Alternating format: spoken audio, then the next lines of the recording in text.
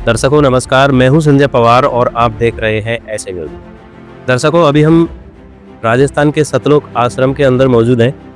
यहाँ पर संत रामपाल जी महाराज जी के सानिध्य में 3 दिवसीय विशाल समागम का आयोजन किया जा रहा है। इसके उपलक्ष्य में यहाँ पर एक प्रदर्शनी का भी आयोजन किया गया है, जिसके अंदर विभिन्न प्रकार की प्रदर्शनी लगाई गई है।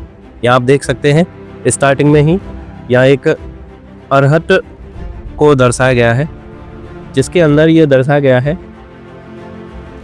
कि ये जितने भी देवता हैं, जितने भी लोग इस संसार में हैं, वो एक अरहट की डोर से बंधे हुए हैं। और वो अभी नीचे की तरफ जैसे ही इसमें ये जो अरहट जाता है तो उसमें बाल्टी भरती है और ऊपर से ये खाली हो जाती है। तो उसको इसके द्वारा दर्शाया गया है कि यहाँ पर पृथ्वी पर लोग भक्ति करते हैं और उसके बाद में वो ऊपर स्वर्ग में जाकर के अपनी भक्ति को खाली करके वापस 84 लाख योनियों में आ जाते हैं।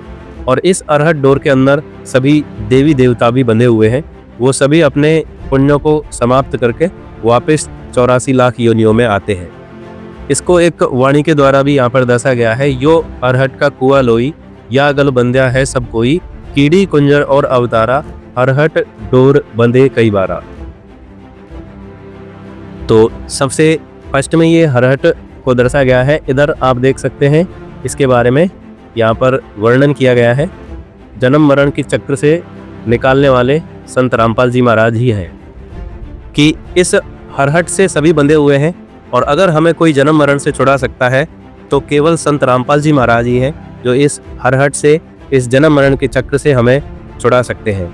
इधर आप बाईं तरफ देखेंगे, बाईं तरफ संत रामपाल जी महाराज जी, इनका यहाँ पर स्वरूप लगाया गया है। आप देख सकते हैं हरियाणा की धरती पर संत रामपाल जी महाराज जी का जन्म हुआ और उनके श्रद्धालु ये मानते हैं कि संत रामपाल जी महाराज धरती पर अवतार है। इधर संत रामपाल जी महाराज की शिक्षा कहाँ पर हुई, उसे इस पोस्टर के द्वारा दर्शाया गया है। संत रामपाल जी महाराज जी ने गांव धनाना स्थित राजकीय उच्च माध्यमिक विद्यालय के अंदर अपनी पढ़ाई पूरी की। उसके बाद में संत रामपाल जी महाराज जी ने गुरु ब्रह्मानंद जी राजकीय पॉलिटेक्निक कॉलेज नीलोखेड़ी करनाल हरियाणा, यहाँ से इंजीनियरिंग का डिप्लोमा प्राप्त किया। इधर आप देख सकते हैं यहाँ पर संत रामपाल जी महाराज नाम दीक्षा से पहले ज्ञान चर्चा करते हुए स्वामी रामदेवानंद जी महाराज व संत रामपाल जी महाराज। संत रामपाल जी महाराज जी को जब नाम दीक्षा नहीं मिली, उससे पहले का ये दृश्य है, जिसमें संत रामपाल जी महाराज अपने गुरुजी के साथ में ज्ञान चर्चा करते हुए नजर आ रहे हैं। कुछ लोग भी यहाँ पर बैठे हुए हैं। संत रामपाल जी महाराज को नाम दीक्षा मिलने के बाद उन्होंने नाम दीक्षा देना भी शुरू किया। उनके गुरुजी ने, स्वामी रामदेवानंद जी ने उन्हें नाम दीक्षा देने का आदेश दिया। उसके बाद ये आप देख सकते हैं दूसरे दृश्य में संत रामपाल जी महाराज जी ने घर घर नगर नगर जा करके सत्संग व पाठ करना प्रारंभ किया और धीरे धीरे संत रामपाल जी महाराज जी के अनुयायी बढ़ते गए। उसके बाद आप अगले दृश्य में देख सकते हैं स्वामी रामदेवानंद जी महाराज संत रामपाल जी महाराज जी को नाम दीक्षा की आज्ञा देते हुए, यहाँ पर इसको दिखाया गया है। स्वामी रामदेवानंद जी, जो कि संत रामपाल जी महाराज जी के गुरु हैं, उन्होंने संत रामपाल जी महाराज जी को नाम दीक्षा देने का आदेश दिया। एक एक दृश्य अपने आप में बहुत ही महत्वपूर्ण है। यहाँ के जो भी दृश्य हैं वास्तव में अपने आप में भक्ति भाव से परिपूर्ण और काफ़ी रहस्यमयी हमें नज़र आ रहे। इधर आप देख सकते हैं यहाँ पर बंदी छोड़ कबीर साहिब जी महाराज, काशी उत्तर प्रदेश। और उसके बाद में यहाँ पर आप देख सकते हैं इनकी जो गुरु प्रणाली है।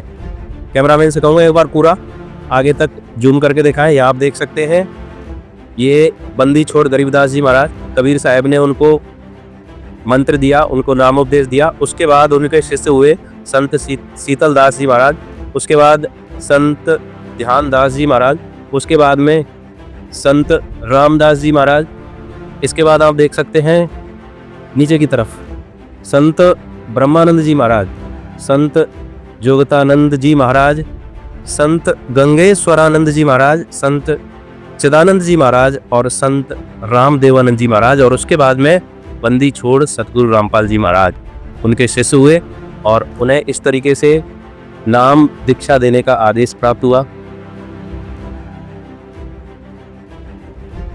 इसके बाद यथार्थ कबीर पंथ परिचय को इसके अंदर दर्शा गया है। संत रामपाल जी महाराज जी के सत्संग प्रवचनों से यहाँ पर ये कंटेंट लिया गया है। इधर आप देख सकते हैं संत रामपाल जी महाराज जी के जब काफ़ी ज़्यादा शिष्य हो गए तो उन्होंने अपनी जो सरकारी नौकरी थी उससे त्यागपत्र दे दिया, जिसका यहाँ पर आप प्रमाण देख सकते हैं। ये हरियाणा गवर्नमेंट के अंदर ये रजिस्टर्ड है, तो ये आप प्रमाण पत्र देख सकते हैं, उनका जो रिजाइन लेटर है।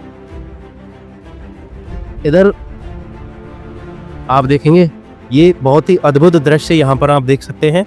संत रामपाल जी महाराज जी को कबीर साहिब ने दर्शन दिए और सार नाम की वास्तविकता और सार शब्द और सार नाम इनकी वास्तविकता और उनको देने का आदेश दिया। ये दृश्य आप देख सकते हैं, परमात्मा का साक्षात्कार हुआ है संत रामपाल जी महाराज जी को। इधर आप देख सकते हैं शास्त्रों में छुपे गूढ़ रहस्य को उजागर करने वाले संत रामपाल जी महाराज ही एकमात्र ऐसे संत हैं जो कि सभी शास्त्रों के अनुसार भक्ति विधि बता रहे हैं और उन्होंने शास्त्रों के आधार पर पवित्र पुस्तकों की रचना की है, जिनको आप देख सकते हैं। ज्ञान गंगा जीने की राह, ये पुस्तक है संत रामपाल जी महाराज जी के अद्भुत जो ज्ञान है उनका संग्रह है। इधर आध्यात्मिक ज्ञान चर्चा के लिए संत रामपाल जी महाराज जी ने सभी धर्मगुरुओं को आमंत्रित किया था, लेकिन संत रामपाल जी महाराज जी के ज्ञान का कोई भी धर्मगुरु उत्तर नहीं दे पाया, जिसको आप यहाँ देख सकते हैं पोस्टर के द्वारा। सभी धर्मगुरु संत रामपाल जी महाराज जी के ज्ञान के सामने निरुत्तर हो चुके हैं। इधर आप देखेंगे संत रामपाल जी महाराज और जो अन्य धर्मगुरु हैं उनका एक कंपैरिजन दिखाया गया है कि संत रामपाल जी महाराज अपने सत्संग प्रवचनों में सभी धर्म ग्रंथों, पवित्र सदग्रंथों को खोल करके उन्हें प्रमाणित करके बताते हैं और बाकी के जो हैं वो अपनी मनमर्जी से ज्ञान बताते हैं। आप देखेंगे यहाँ पर ये सारे, कैमरामैन से कहूँगा एक बार जूम करके दिखाएं। ये आप देख सकते हैं अन्य धर्मगुरु और संत रामपाल जी महाराज जी के बीच में जो कंपैरिजन है वो आप देख सकते हैं। आप इसको पॉज करके पढ़ भी सकते हैं। इधर आप देखेंगे ये प्रदर्शनी स्थल का बहुत ही अद्भुत दृश्य है। आपने बहुत सारे स्थान देखे होंगे, लेकिन ऐसा स्थान बहुत कम देखने को मिलता है जहाँ पर सभी धर्मों के ग्रंथों को एक साथ रखा जाता है। आप यहाँ देखेंगे जितने भी धर्म हैं उन सभी धर्मों के सदग्रंथ यहाँ पर रखे गए हैं एक साथ। ये आप पूरा यहाँ का दृश्य देख सकते हैं। बहुत ही अद्भुत दृश्य हमें ये देखने को मिल रहा है। पहली बार ऐसा किसी स्थान पर हमें देखने को मिला है कि एक साथ सभी धर्मों के सदग्रंथ, क्योंकि हिंदू अपने धर्म को श्रेष्ठ बताते हैं, मुस्लिम अपने धर्म को श्रेष्ठ बताते हैं, सिख अपने धर्म को श्रेष्ठ बताते हैं, ईसाई अपने धर्म को श्रेष्ठ बताते हैं और अपने अपने धर्म के अपने अपने अलग अलग स्थान सबके बनाए जाते हैं। एक पर्टिकुलर धर्म को मानने वाले ही उस स्थान पर जाते हैं, लेकिन यहाँ पर सभी धर्मों के लोग आते हैं, सभी धर्मों के धार्मिक ग्रंथ यहाँ रखे जाते हैं। तो ये सतलोक आश्रम सोजत का प्रदर्शनी स्थल का ये भव्य नज़ारा है। अभी आपको आगे लेकर चलते हैं और यहाँ इस प्रदर्शनी स्थल के अंदर और क्या क्या हमें देखने को मिलता है वो पूरी जानकारी आपको देखते हैं। यहाँ पर जो भी लोग आते हैं उनको समझाने के लिए, सदग्रंथों के बारे में बताने के लिए यहाँ पर लोग भी लगे हुए हैं जो सदग्रंथों के बारे में समझाते हैं, लोगों को जो शंका होती है उनका समाधान करते हैं। आगे चलते हैं। इधर आप देखेंगे वह तत्वदर्शी संत कौन है, इसको दर्शाया गया है एक प्रमाण के द्वारा। गीता जी का जो अध्याय 15 है उसका श्लोक 1 से 4, उसके अंदर संसार रूपी वृक्ष की जानकारी जो संत बता देगा वह तत्वदर्शी संत है। ये संसार रूपी वृक्ष है और इसकी जानकारी वर्तमान समय में केवल संत रामपाल जी महाराज ने बताई है कि अक्षर पुरुष एक पेड़ है, निरंजन वा की डाल, और ये तीनों देवा शाखा है, पात रूप संसार। आप देखेंगे तो ये तीनों देवा ब्रह्मा विष्णु और शिव इसकी शाखाएं हैं। अक्षर पुरुष एक पेड़ है और ज्योति निरंजन उसकी डाल है, और पूर्ण परमात्मा जो जड़ रूप में है वो कबीर साहिब है। तो ये जानकारी वर्तमान समय में केवल संत रामपाल जी महाराज ने बताई है। इधर आप देखेंगे पवित्र कुरान शरीफ का यहाँ पर प्रमाण दिया गया है। पवित्र कुरान शरीफ में जो सांकेतिक मंत्र है उनको जो संत जानता है वो बाखबर संत ही उनको बता सकता है। इसके बारे में यहाँ पर जिक्र किया है। आगे आप देखेंगे सृष्टि रचना का जो भेद है वो वर्तमान समय में केवल संत रामपाल जी महाराज ने बताया है। सारे ब्रह्मांडों का आप यहाँ पे चित्र देख सकते हैं। सभी ब्रह्मांड एक चित्र के द्वारा दर्शाए गए हैं। इधर आप देखेंगे ये संत रामपाल जी महाराज ये एकमात्र ऐसे संत हैं जो कि सनातन धर्म को फिर से प्रतिष्ठित कर रहे हैं। संत रामपाल जी महाराज से नाम दीक्षा लेने के बाद श्रद्धालुओं को बहुत सारे लाभ मिलते हैं। उनको यहाँ एक पोस्टर के द्वारा दर्शाया गया है। इधर देखेंगे आप इस पोस्टर में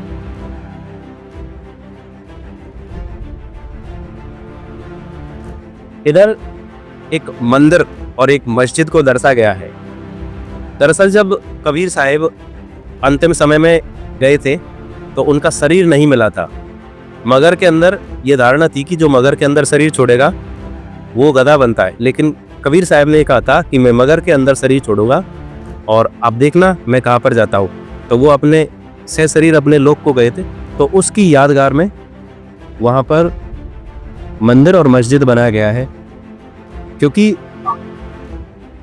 संत रामपाल जी महाराज अपने मंगल प्रवचनों में ये बताते हैं कि कबीर साहिब का शरीर नहीं मिला था, उसके स्थान पर फूल मिले थे, तो उनको आधा आधा हिंदू और मुस्लिम ने बांट दिया था। उसकी यादगार में यहाँ पर मंदिर और मस्जिद आज भी मगर के अंदर विद्यमान है।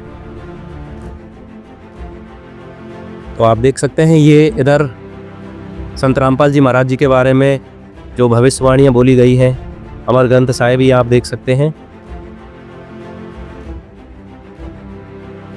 इधर संत रामपाल जी महाराज जी के मुख्य उद्देश्यों को दर्शाया गया है।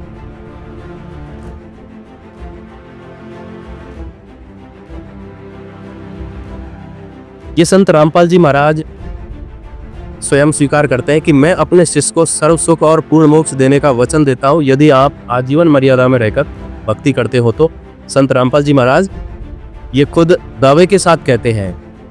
एक कथा को चित्रार्थ किया गया है, तो क्या वो पौराणिक कथा है उसके बारे में हम यहाँ पर जो मौजूद लोग हैं उनसे जानकारी लेना चाहेंगे। सर नमस्कार। नमस्कार जी।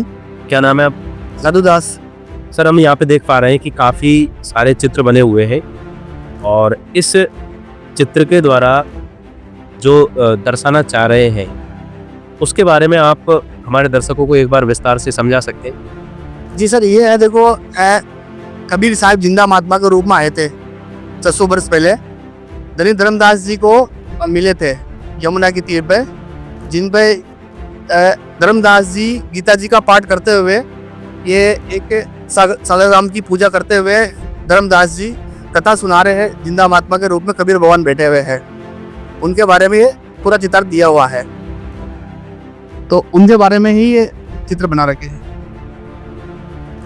आगे देखिए सर, आगे धर्मदास जी ने एक लकड़ी के ऊपर कुछ पत्थर रख के खाना बनाया था सुबह सुबह। कुछ अंधेरा था, उसमें अंधेरे में एक लकड़ी में कोली थी, इसमें चींटी घुस गई थी। तो चींटी के माध्यम दर्शाया होगा कि चींटी मरती हुई निकल रही है और आग जल रही है। तो धर्मदास जी अचलित हो गए कि मेरे हाथ से बहुत जीव मार गए हैं। इसके बारे में बता रखा है ये। धर्मदास जी ने सोचा कि मेरे हाथ से कुछ चींटियां जल गई है, पाप हो गया, ये खाना मैं किसी संत जी को खिला दूं। तो संत जी के सामने खाना रखते हुए प्रणाम करते हुए ये दिखा रहे हैं धर्मदास जी को खाना परोसा और संत जी ने कुछ पानी का छुटा मारा तो पूरा खाना की चीटियां बन गई और धर्मदास जी रोने लगे और माफी मांग रहे कि मेरे से गलती हो गई।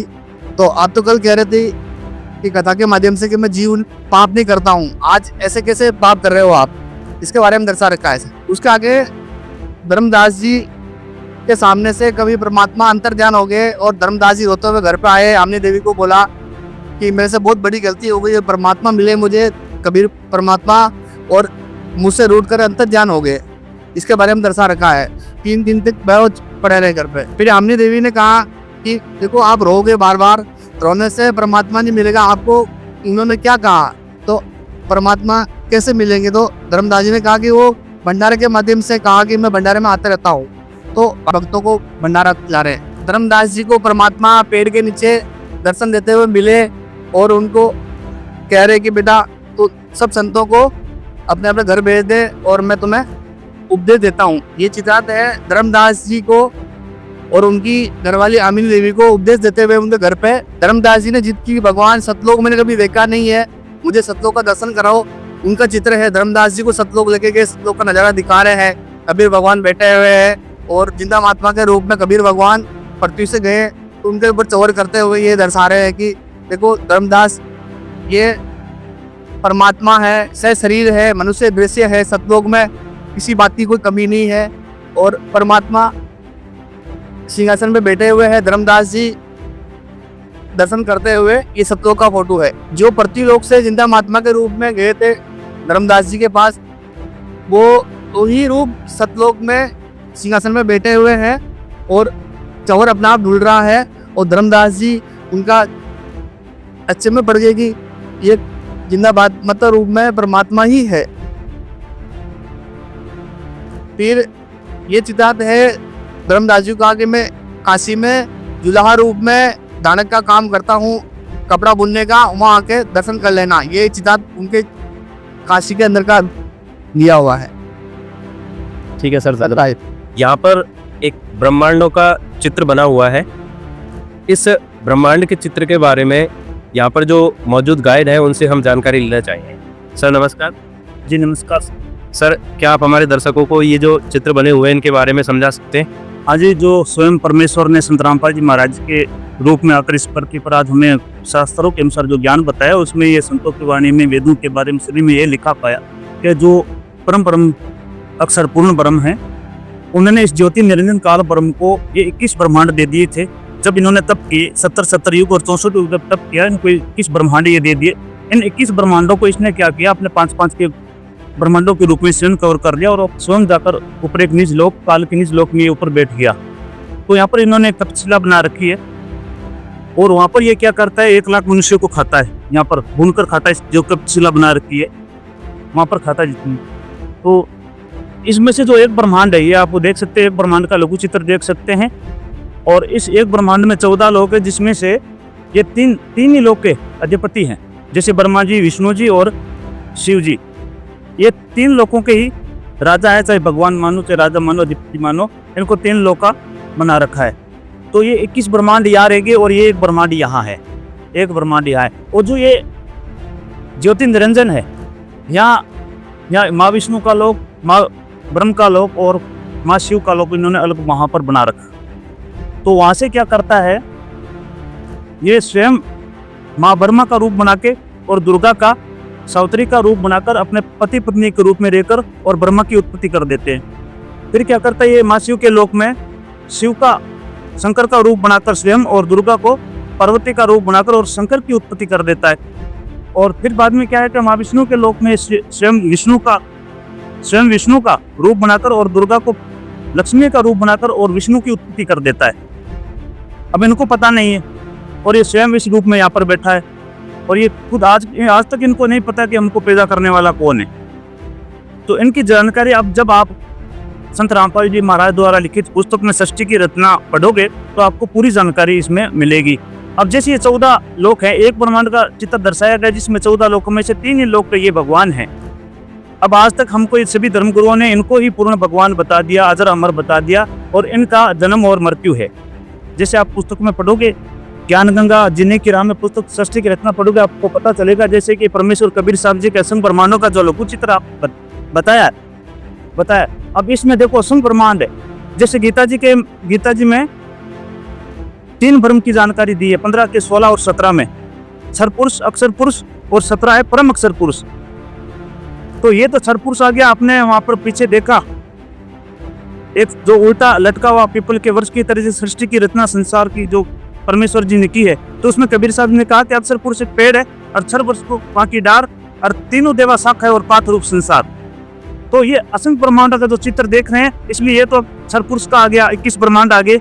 और जो अक्षर पुरुष है, अक्षर पुरुष जो पेड़ है वो इस संख्य ब्रह्मांड का मालिक है, वो अक्षर पुरुष है, वो परब्रह्म है। और ये ब्रह्म है, ये परब्रह्म है, और ये परम ब्रह्म है, परम ब्रह्म है। यानी गीता जी के 16 और 17 में लिखा है, 2 पुरुष बताए हैं 16 में, और 17 में बताया कि उत्तम पुरुष है तो अन्य परमात्मा इतनी उदारते ये लोग प्रेम अविश्य विवर्ती अव्यय ईश्वर है। जो तीनों लोकों से पार करके सभी का धारण पोषण यहाँ पर आकर करता है, वही उत्तम पुरुष परम अक्षर पुरुष ब्रह्म है, वही पूर्ण ब्रह्म है, जिसकी आज जानकारी इस पृथ्वी पर, इस धरातल पर, इस पूरे विश्व की 8 अरब की आबादी में संत रामपाल जी महाराज जी ने आकर, स्वयं कबीर साहब जी के अवतार ने आकर हमको ये जानकारी दी। तो आप समझ सकते हैं जितन जी, आप ज्ञान गंगा पुस्तक ले जाइए, जीने की राह पुस्तक ले जाइए, गीता तेरा ज्ञान अमृत पुस्तक ले जाकर उसमें सृष्टि की रचना पढ़ोगे तो आपको संपूर्ण जानकारी मिलेगी।